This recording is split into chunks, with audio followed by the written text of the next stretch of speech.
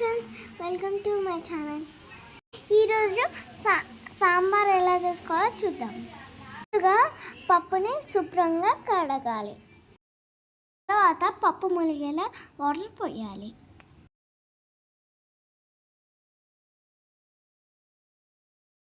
టేస్ట్కి సరిపడా salt add చేయాలి. సరిపడా చిల్లీ పౌడర్ యాడ్ చేయాలి. ఇప్పుడు కుక్కర్కి మూత పెట్టేసి స్టవ్ పైన పెట్టాలి.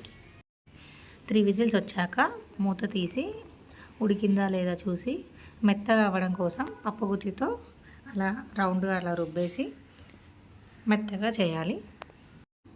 ఒక చిన్న బౌల్ తీసుకొని అందులో కొంచెం చింతపండు తీసుకొని నానబెట్టాలి.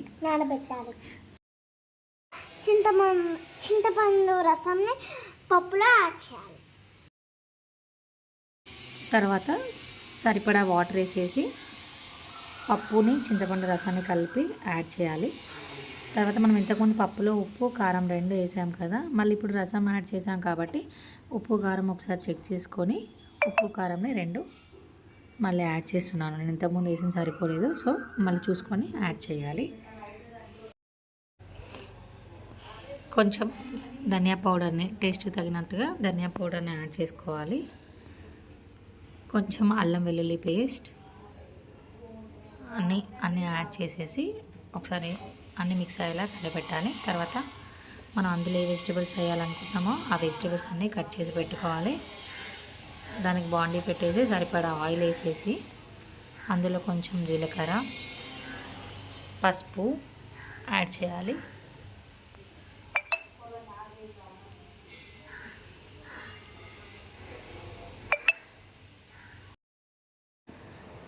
పొడుగుగా కట్ చేసుకున్న ఆనియన్స్ని అండ్ అలానే పచ్చిమిర్చి కూడా పొడుగుగా కట్ చేసుకోవాలి. టమాటా, నెక్స్ట్ మన దోసకాయని పీల్ చేసేసి దోసకాయని కూడా పొడుగుగా కట్ చేయాలి. ఎందుకంటే మనం చారులో బాయిల్ అయిపోయిన తర్వాత అవి అనేది ముక్కలు కనిపించవన్నమాట, అందుకని కొంచెం పొడుగుగా కట్ చేయడమే బెటర్. తర్వాత కొన్ని మునక్కాయ ముక్కలు, మన దగ్గర ఏ వెజిటేబుల్ ఉన్నా సాంబార్లో యాడ్ చేసుకోవచ్చు. బెండకాయ, దొండకాయ, నెక్స్ట్ దోసకాయ, మునక్కాయ, టమాటా, ముల్లంగి, ఏ వెజిటేబుల్స్ అయినా యాడ్ చేయొచ్చు. ఇవన్నీ వేయాలని ఏం లేదు, మీ దగ్గర ఏ వెజిటేబుల్స్ పాసిబుల్ ఉంటే అవి వేసేయచ్చు. వీటితో పాటు కొంచెం అది అల్లం వెల్లుల్లి పేస్ట్ యాడ్ చేస్తే మనం ఇందాక చారులో కూడా యాడ్ చేసాం కదా, దాంట్లో కొంచెం 2 పీసెస్ కూడా పట్టితే బాగుంటుందని కొంచెం పీసెస్లో కూడా యాడ్ చేసుకోవాలి. ఇవి బాయిల్ అవ్వడం కోసమని సాల్ట్ యాడ్ చేయాలి, తొందర బాయిల్ అయిపోతాయి. అల్లం పేస్ట్ అండ్ సాల్ట్ వేసి బాగా బాయిల్ అయిపోయిన తర్వాత ఆ బాయిల్ అయిన దాన్ని తీసుకెళ్ళి మనం ఇందాక పప్పు అండ్ చింతపండు కలిపి పెట్టాం కదా రసం, దాంట్లో దీన్ని యాడ్ చేసి బాగా చారుని మరగనివ్వాలి. ఇంకా సాంబార్ పౌడర్ ఏది అవసరం లేదు, ఓన్లీ మన ఇంట్లో ఉన్న ఇంగ్రీడియంట్స్తోనే ఈ సాంబార్ అనేది రెడీ చేయొచ్చు. దీంట్లో ఒక మనం యాడ్ చేసింది ధనియాల పౌడర్, ధనియా, లవంగ, ఇలాచి, చెక్క ఇవన్నీ వేసి పౌడర్ని మిక్స్ చేసి పెట్టుకోవాలి. అది ఏ వెజిటేబుల్స్లో కర్రీలో అయినా ఏ నాన్ వెజ్ కర్రీలో అయినా పైన ఇట్లా ధనియా పౌడర్ లాగా యూజ్ చేసేయచ్చు.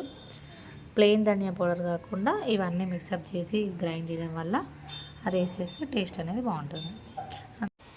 ఫైనల్గా కొత్తిమీర యాడ్ చేసి ఆయిల్ అనేది పైన అలా తేలిన తర్వాత సాంబార్ రెడీ అయినట్టండి. Thank you for watching. Please do like, share and subscribe my channel.